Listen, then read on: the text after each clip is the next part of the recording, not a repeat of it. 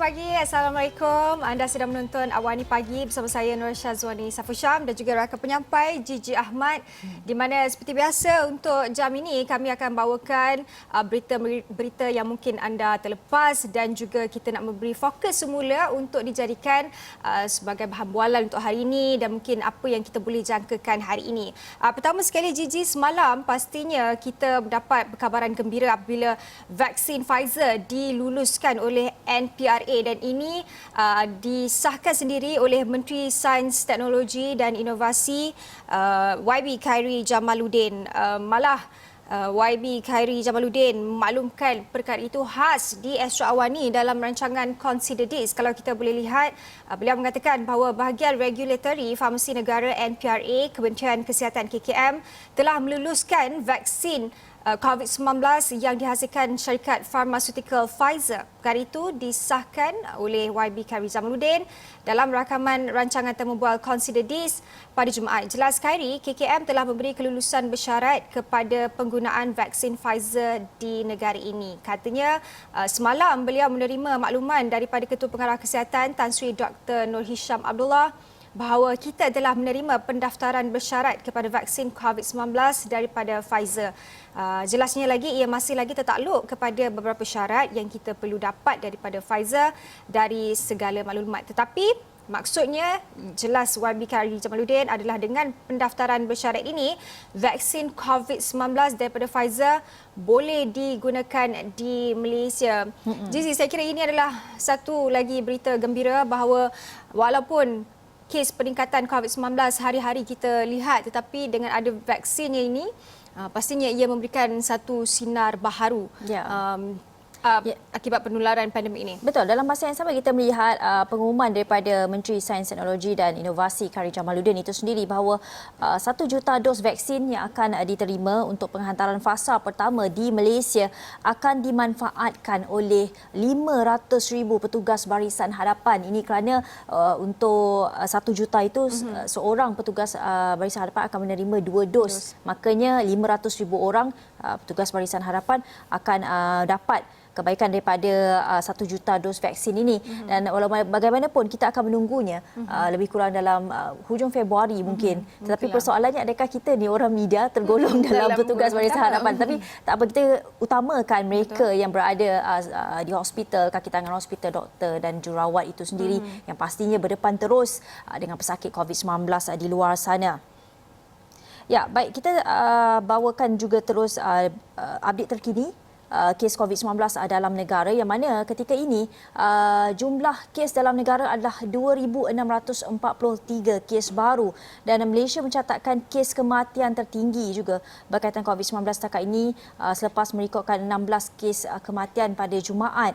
Dan kata Ketua Pengarahnya Tan Sri Dr. Nur Hisham, ia menjadikan jumlah kumulatif kematian di negara ini sebanyak 537 kes atau lebih kurang sekitar 0.41% daripada jumlah keseluruhan. Dan untuk makluman, peningkatan kes-kes kematian pada hari ini adalah berikutan. Terdapat kes-kes yang memerlukan tempoh masa tertentu untuk siasatan lebih lanjut dijalankan sebelum kematian tersebut disahkan adalah disebabkan oleh COVID-19. Ya, Syazwani. Gigi, semalam kalau kita lihat di aplikasi WhatsApp tular di mana ada yang mengatakan bahawa pelaksanaan Perintah Kawalan Pergerakan PKP akan dilaksanakan semula. Macam-macam yang orang membuat spekulasi, antaranya adalah mungkin PKP ataupun yang dikatakan sebagai PKP bersasar ini akan disasarkan di beberapa negeri, ada antaranya adalah Selangor, Johor, Pulau Pinang. Tetapi perkara itu masih belum disahkan oleh mana-mana pihak. Malah semalam Menteri Pertahanan Datuk Seri Ismail Sabri Yaakob ada memaklumkan bahawa Perdana Menteri Tan Sri Muhyiddin Yassin bakal mengumumkan sesuatu pada Isnin depan berhubung situasi semasa keadaan COVID-19 di negara. Gigi. Ya, kalau kita tengok juga ya apa yang dikatakan oleh maksudnya spekulasi yang berterbangan ini dalam masa yang sama memberikan satu kekeliruan kepada rakyat di luar sana. Mengapa kita perlu benarkan spekulasi ini berterbangan di saat-saat kes pun tengah tinggi, rentas negeri sedang berlaku berlaku. Mereka sudah kembali bekerja di pejabat, ada yang mungkin duduk rentas negeri untuk pergi ke pejabat. Dan mengapa menunggu hari Isnin? Hari ini Sabtu, anda mempunyai Ahad lagi, satu hari lagi. Kenapa perlu Isnin untuk membuat apa-apa saja pengumuman? Mengapa tidak disegerakan? Kerana saya pasti di luar sana ramai pihak mempunyai agenda mereka tersendiri, perancangan mereka tersendiri, mana agaknya ada yang mungkin satu keluarga tu ada pergi buat family day ke kan. Kalau Isnin umum PKP dah tersekat dekat kawasan itu. Jadi perlu diingatkan perkara-perkara ini juga, dan juga pengumuman tu saya kira perlulah disegerakan daripada kita terus mendengar kabar angin, spekulasi berterbangan di saat-saat kita berhadapan dan berperang dengan COVID-19 ketika ini. Syazwani. Gigi, tapi bagaimanapun kita seharusnya tidak melupakanlah bahawa kita perlu sentiasa mematuhi SOP yang ditetapkan, termasuklah menggunakan pelitup muka, dan kalau boleh janganlah berada di tempat awam. Tetapi kalau terpaksa berada di tempat awam yang ramai orang, sentiasalah memakai pelitup muka, pakai hand sanitizer, menjaga penjarakan fizikal. Dan ini juga ada satu keputusan yang diambil di Pulau Pinang di mana tiada perarakan dua pedati membawa Dewa Murugan sempena perayaan Taipusam di Pulau Pinang. Gigi, saya kira ini adalah satu pendekatan yang baik ataupun langkah yang baik bagi mengekang penularan pandemik COVID-19 ini, Gigi, sebab kita tahu banyak kluster yang direkodkan adalah daripada tempat kerja dan juga daripada warga asing, tetapi mungkin kita tidak mahu mencetuskan lagi penularan COVID-19 ini, terutamanya apabila kita sedang berdepan dengan bencana banjir juga, Gigi. Ya, betul. Saya kira apa yang SOP yang kita ambil ketika ini untuk tidak mahu ada pengumpulan beramai-ramai di sesuatu tempat, malah kita elakkan juga pengumpulan di rumah-rumah ibadat, adalah satu perkara yang sangat baik dan patut diteruskan untuk perayaan-perayaan di musim hadapan, terutamanya untuk Taipusam yang akan datang ini. Dan adalah satu langkah yang baik kalau kita dapat tegah ataupun elakkan dari perkara itu berlaku, kerana ia memberi manfaat kepada seluruh rakyat Malaysia lah. Kerana sekiranya tercetusnya kluster dekat situ membawa pula kepada komuniti-komuniti lain yang akan memberi padah yang lebih buruk, dan ketika ini kita tahu tahap institusi kesihatan kita pun dalam keadaan berjaga-jaga, bersiap sedia kerana mungkin dijangka pada Mac nanti kes melonjak kepada 8,000 kes, dan di situ persediaan yang sangat tinggi, yang sangat ketat oleh kaki tangan hospital. Institusi kesihatan itu adalah sangat dititik beratkan, dan apa mungkin perancangan kerajaan menuju kepada 8,000 kes sehari ini, kita tidak boleh katakan rakyat memegang 100% tanggungjawab untuk SOP, kerana manusia ini fitrahnya mungkin akan selalu membuat kesilapan, dan bagaimana persediaan kita bersiap siaga ketika perkara itu jika ia terjadi. Betul tu, Gigi. Malah pakar-pakar kesihatan awam juga ada menasihatkan bahawa kalau boleh majlis-majlis karyaan ataupun majlis sosial seperti kenduri ataupun majlis perkahwinan seeloknya ditangguhkanlah dahulu. Tapi kalau kita faham, terutamanya di kawasan-kawasan PKPB pun majlis-majlis ini dibenarkan, tetapi dengan kapasiti 50% daripada jumlah keseluruhan. Walaupun ia sudah diterhadkan ataupun sudah dikurangkan, tetapi saya kira pengumpulan aktiviti secara beramai-ramai ini masih lagi mungkin boleh mencetuskan kebimbangan. Dan dalam kita bercakap berkenaan SOP, Muka Hadapan Berita Harian juga memaklumkan bahawa polis akan pertingkat pemantauan patuh SOP. Ini kerana susulan kenaikan mendadak kes positif COVID-19 dan sikap masyarakat yang mula tidak mengambil berat prosedur operasi standard SOP. Bukit Aman mengarahkan semua kontijen polis mempertingkatkan pemantauan pematuhan bagi mengekang penularan wabak itu. Malah pakar kesihatan pula mengusulkan kerajaan melaksanakan Perintah Kawalan Pergerakan PKP secara bersasar yang disifatkan langkah terbaik bagi mengekang penularannya. Sementara itu, Persatuan Perusahaan Kecil dan Sederhana bimbang pelaksanaan semula PKP akan menyebabkan banyak peniaga gulung tikar dan meningkatkan pengangguran. Perdana Menteri Tan Sri Muhyiddin Yassin dijangka membuat pengumuman khas langkah kawal pandemik Isnin ini. Itu tajuk utama berita harian hari ini. Bagaimana pula dengan News Straits Times, Gigi? Kalau kita ikutkan Muka Hadapan, News Straits Times juga membawa nada yang sama. Tighter controls, tougher measure appear inevitable with the highest number of deaths from COVID-19 yesterday. Ini maksudnya dia mengharapkan lebih lagi daripada pelaksanaan undang-undang itu, SOP itu diketatkan. Tetapi semalam saya ingat bila saya menemu bual pakar kesihatan awam sendiri, Profesor Dr. Malina, beliau mengatakan bahawa ketika ini KKM perlu mendedahkan lebih banyak info. Maksudnya kalau kluster, misalnya kluster itu, informasi mengenai kluster bukan sahaja nama kluster dan punca, tetapi perlu diberitahu mengenai lokasi yang tepat mengenai kluster tersebut. Ini kerana dikata sudah tiba masanya KKM memberikan kepercayaan kepada rakyat di luar sana, kerana kalau kita nak rakyat berhati-hati, kita perlu beri banyak info supaya rakyat ini lebih berjaga-jaga ke mana saja mereka pergi.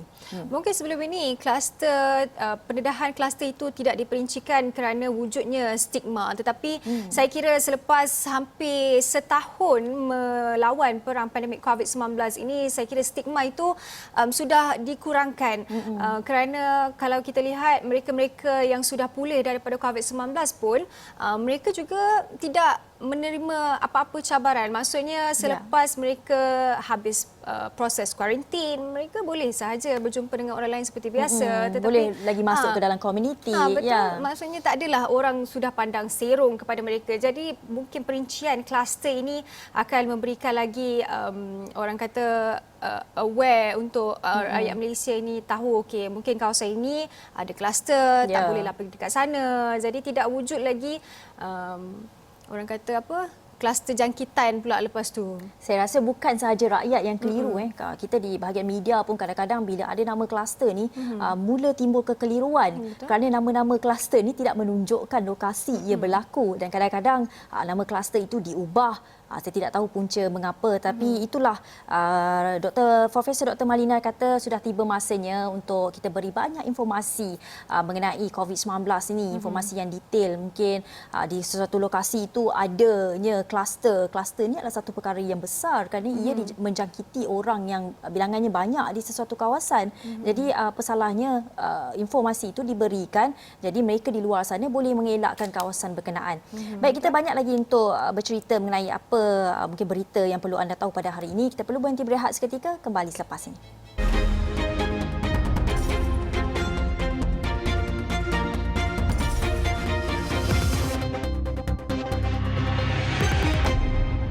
Bertemu lagi di Awani Pagi. Selain kita bawakan perkembangan mengenai COVID-19 dalam negara, ini perkara penting yang perlu anda tahu iaitu mengenai perkembangan banjir di 6 negeri.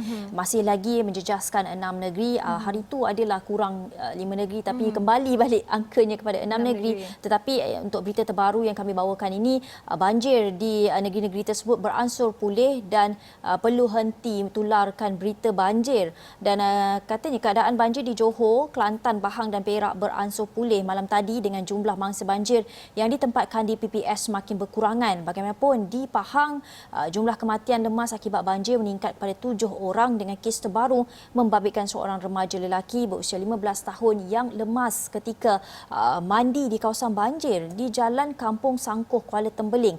Dan Temeloh menjadi daerah paling teruk terjejas akibat banjir ni di antara 9 daerah di Pahang, dan dalam pada itu polis juga menafikan dakwaan berlaku kejadian kepala air di Cameron Highlands seperti video yang ditularkan di media sosial, dan meminta orang yang mereka yang menerima video tersebut supaya tidak menyebarkannya kerana ia hanya memburukkan lagi keadaan. Pastinya di saat kecemasan ini tidak perlulah kita menambahkan lagi derita orang yang sedang derita pun, menambahkan lagi orang kerisauan mereka yang pun sedang berada di keadaan yang merisaukan, di keadaan di PPS. Jadi perkara-perkara begini adalah tidak membantu langsung lebih-lebih lagi dalam memberikan ataupun mengedarkan video-video yang tidak sahih ini.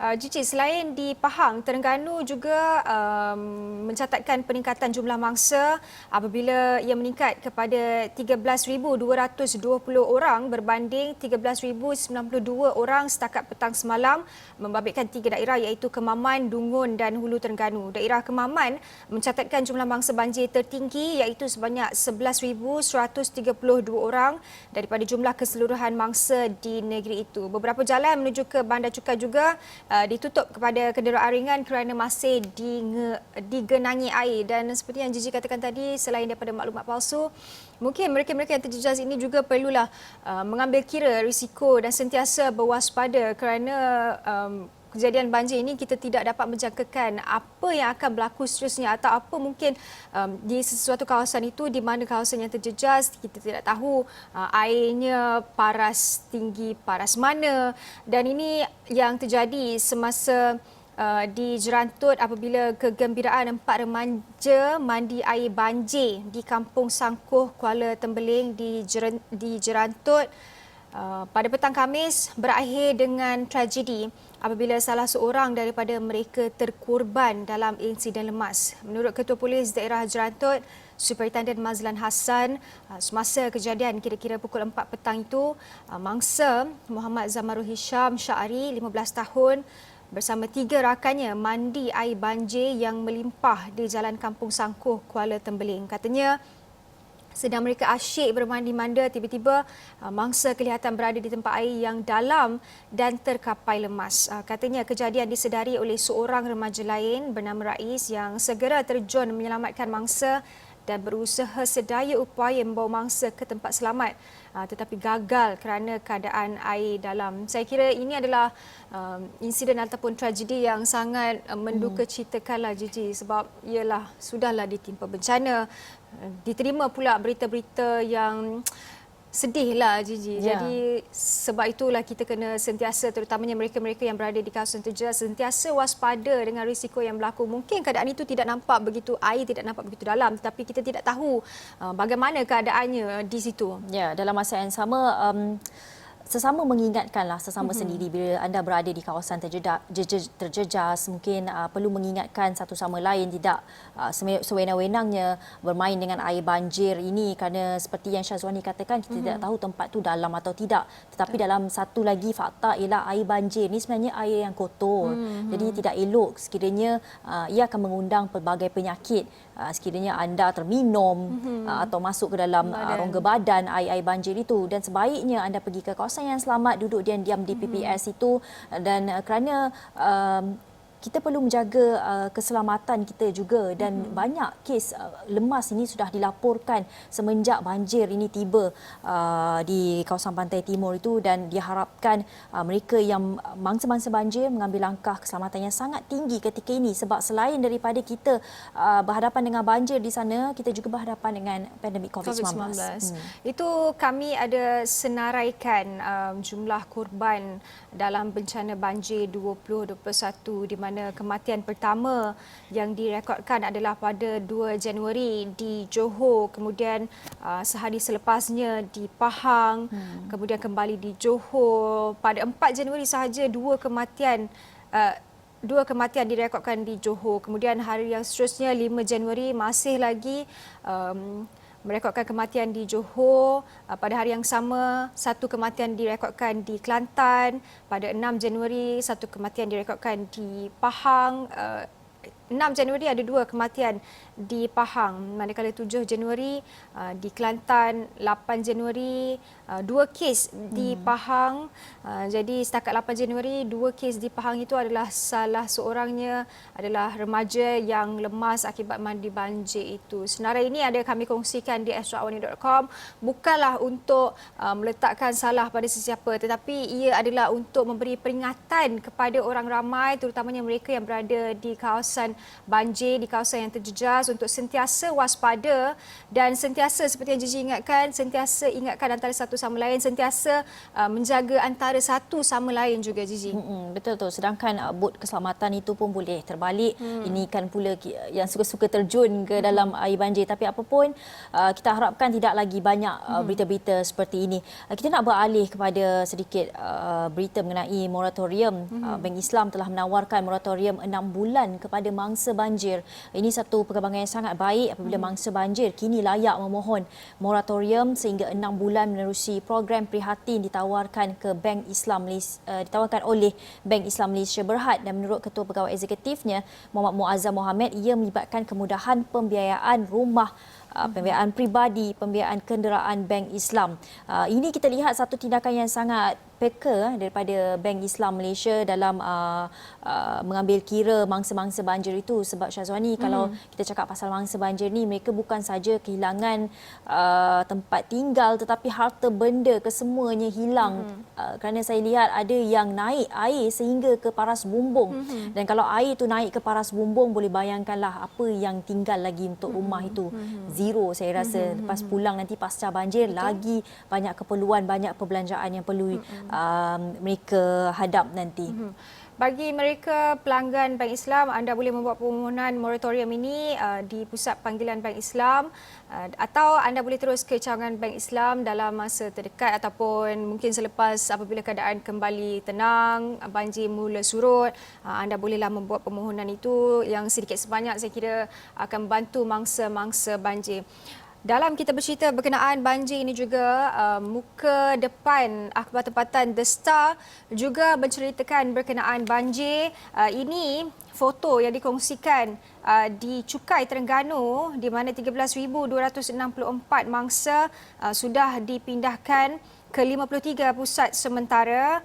Ini ada, kalau anda boleh lihat ataupun anda boleh dapatkan paper The Star ini, di mana ada satu gambar kecil di situ adalah 3 orang lelaki, dia sedang menyelamatkan 2 ekor kuda. Dalam keadaan banjir ini, Gigi, bukanlah hanya manusia yang perlu diselamatkan, malah haiwan juga perlu diselamatkan dan dipindahkan ke tempat yang selamat. Semalam ada satu cerita yang dikongsikan di Kelantan di mana kucing juga perlu diselamatkan. Ialah banjir seperti yang Gigi katakan tadi, ada yang sehingga paras bumbung. Jadi haiwan-haiwan ini juga memerlukan perlindungan.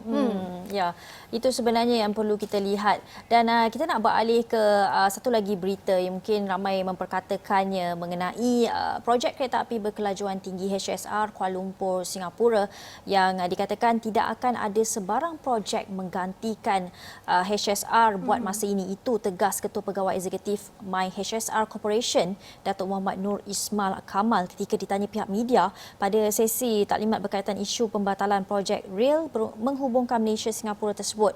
Dengan kerajaan dijangka membentangkan cadangan projek baru dalam tempoh 6 bulan menerusi kajian daya maju yang bakal dimulakan tidak lama lagi. Dan dalam pada itu, beliau juga mengatakan bahawa semuanya bergantung pada hasil kajian nanti.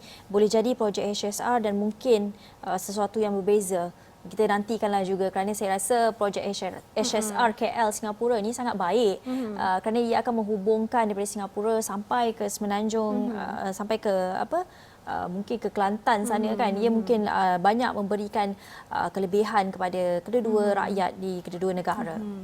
Okey, tetapi sebelum kita berakhir, ada satu lagi perkongsian yang kita nak kongsikan di luar negara, di Amerika Syarikat, apabila Presiden Donald Trump beliau memaklumkan bahawa dia tidak akan menghadiri majlis angkat sumpah penggantinya Joe Biden yang dijadualkan pada 20 Januari ini. Perkara itu dimaklumkan oleh Trump sendiri menerusi ucapan di laman Twitternya pada Jumaat beberapa jam selepas menjanjikan peralihan kuasa yang aman.